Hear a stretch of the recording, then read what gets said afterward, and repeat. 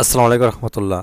নবম শ্রেণীর প্রিয় শিক্ষার্থীরা কেমন আছো? সবাই আশা করি অনেক ভালো আছো। তো আজকে হচ্ছে তোমাদের বাংলা বিষয়ের 6.1.7 134 নম্বর পৃষ্ঠায় যেটি দেওয়া আছে যে জীবনের সঙ্গে কবিতার সম্পর্ক খুঁজি। তো নিচে 4টি প্রশ্ন দেওয়া আছে, 4টি প্রশ্নের আলোকে আমাদেরকে এই প্রশ্নগুলোর এখানে সবগুলো পূরণ করতে হবে এবং লিখতে হবে। ঠিক আছে? তো তোমরা যখন 20টি কবিতাটি পড়েছো, এই 20টি কবিতার পড়ার পর হচ্ছে তোমাকে 4টি প্রশ্ন দেওয়া আছে, যেমন 100 থেকে 150, 100 থেকে 150 শব্দের মধ্যে নিচের প্রশ্নগুলোর উত্তর লেখো। এরপর সবাটির সঙ্গে আলোচনা করো এবং প্রয়োজনে তোমার উত্তর সংশোধন করো। ঠিক আছে? 1 নম্বর প্রশ্ন করা আছে যে 20টি কবিতায় কবি কি বলতে চেয়েছেন। 20টি কবিতাটি আমরা জানি ফরুক আহমেদ লিখেছেন। তো তিনি মূলত 20টি কবিতা দ্বারা কি বলতে চেয়েছেন এই বিষয়টি বা কবিতার যে সারমর্মটুকু সেটুকু তোমাকে হচ্ছে এই ছকের মধ্যে লিখতে হবে। ঠিক আছে? আরেকটি কথা, সবগুলো মিলিয়ে হচ্ছে 100 বা 150 শব্দের মধ্যে প্রশ্নগুলো আনসার দিলেই হবে। এর চেয়ে বেশি লেখার দরকার নেই। ঠিক আছে? আর সবগুলো যেহেতু তোমাদের বই লিখবে, খুব খুব বড় আমাদেরকে লিখতে হবে না, ছোট ছোট করে সংক্ষিপ্ত আকারে লিখে বলবো। ঠিক আছে? তো চলো আনসারটা দেখা যাক 1 নম্বর প্রশ্নের। 20টি কবিতায় কবি কি বলতে চেয়েছেন? উত্তর হচ্ছে এরকম যে গ্রীষ্মের দাবদাহে প্রকৃতির কী অবস্থা থাকে এবং বৃষ্টির ফলে তাতে কোনো পরিবর্তন আসে, এ কবিতায় তা ফুটিয়ে তোলা হয়েছে। অনেকদিন বৃষ্টি না হওয়ার ফলে গ্রীষ্মের প্রখর রোদে মাঠঘাট চৌচির হয়ে যায়। চারিদিকে শুধু হাহাকার বিরাজ করে। একসময় বৃষ্টি এলো, বহুপ্রতীক্ষিত বৃষ্টি। পদ্মা মেঘনার দুপাশে আবাদি গ্রাম, সকল মানুষের মনও তৃপ্ত হয়। ঠিক আছে?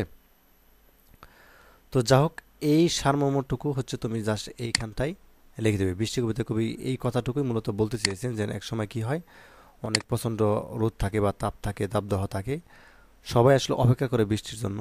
তো যখন বৃষ্টি আসে তখন কিন্তু মানুষের মনটা কি হয়, তৃপ্ত হয়। এবং যে ধান ক্ষেত বলো বা যাই বলো সব কিছুই কি হয়, মানে বৃষ্টি আসার পর সবাই কি খুশি বা তৃপ্ত হয়। ঠিক আছে? এই মূল কথাটুকু তুমি হচ্ছে জাস্ট এখানটাই লিখে দেবে।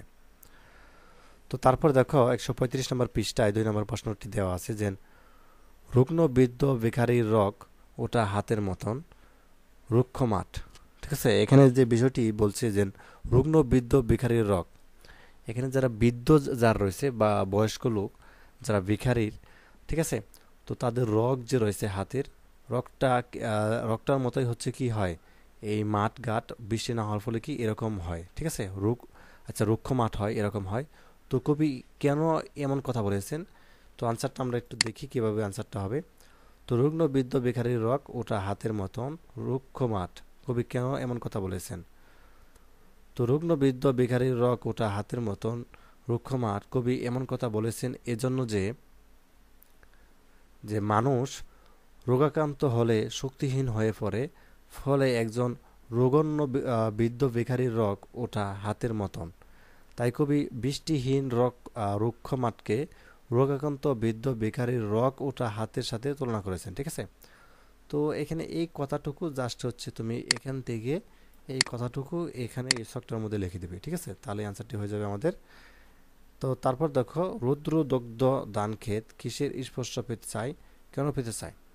তো একটা হচ্ছে যে রৌদ্র দগ্ধ ধান ক্ষেত কিসের স্পর্শ পেতে চায়, মানে ধান ক্ষেত তো চিনো সবাই। তো ধান ক্ষেত আসলে প্রচণ্ড রোদে বা দগ্ধ, এরকম ধান ক্ষেত আসলে কিসের স্পর্শ পেতে চায়? অবশ্যই বৃষ্টির। আর কেন পেতে চায়, তাই না? এটার আনসারটা আমাদেরকে দিতে হবে। এটি হচ্ছে তোমাদের 3 নম্বর প্রশ্ন।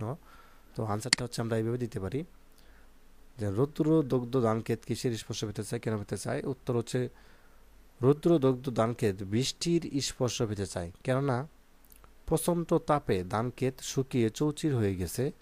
বৈশাখ জ্যৈষ্ঠ হলো গ্রীষ্মকাল। এ সময় এ সময়টা প্রচণ্ড তাপ আসে এবং বৃষ্টি না হওয়ার ফলে সব কিছু ফেটে চৌচির হয়ে যায়। এ সময় ধান ক্ষেতও বৃষ্টির স্পর্শ পেতে চায়। ঠিক আছে? তো এই কথাটুকু তুমি হচ্ছে জাস্ট এই ছকের মধ্যে এখানে লিখে দিবে। ঠিক আছে? তো তারপর দেখো, বৃষ্টির সঙ্গে মানুষের জীবনযাপনের সম্পর্ক কি লেখাও। ঠিক আছে? তো বৃষ্টির সঙ্গে মানুষের জীবনযাপনের একটা সম্পর্ক রয়েছে অবশ্যই। তো এই সম্পর্কটা হচ্ছে আমাদের 4 নম্বর প্রশ্নে বলা আছে। তো আমরা উত্তরটি এভাবে দিতে পারি যে আষাঢ় শ্রাবণ মাস বর্ষাকাল হলেও বৈশাখ জ্যৈষ্ঠ মাস থেকে বাংলাদেশে বর্ষার পদাচরণ শুরু হয়ে যায়।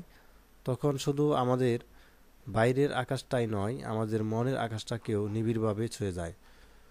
সজল শ্যামল বর্ষার সঙ্গে আছে বাঙালির প্রাণের সুনিবিড় সম্পর্ক। বৃষ্টি আর বর্ষা মানেই মাটির উর্বরতা বেড়ে যাওয়া, ফসল বোনার সময় হওয়া আর নদীতে মাছের আনাগোনা বাড়তে থাকা, সারা বছর বৃষ্টির অভাবে শুকিয়ে যায় অনেক নদ নদী খাল বিল ও হাওয়া, বর্ষা এলে সেখানে প্রাণ ফিরে আসে, তো প্রকৃতি ফিরে পায় সজীবতা। ঠিক আছে? তো এখানে এই কথাটুকু তুমি হচ্ছে জাস্ট এই সবার শেষ 4 নাম্বার ছকে এখানটায় লিখে দিবে, যথেষ্ট জায়গা আছে। ঠিক আছে? তো এই ছিল আজকের ক্লাস। তো পরবর্তী পর্বে হচ্ছে আমরা অন্য একটা কবিতার হচ্ছে যে ছকগুলো দেওয়া আছে সেগুলো পূরণ করব। তো ধন্যবাদ সবাইকে ভিডিওটি দেখার জন্য। আল্লাহ হাফেজ।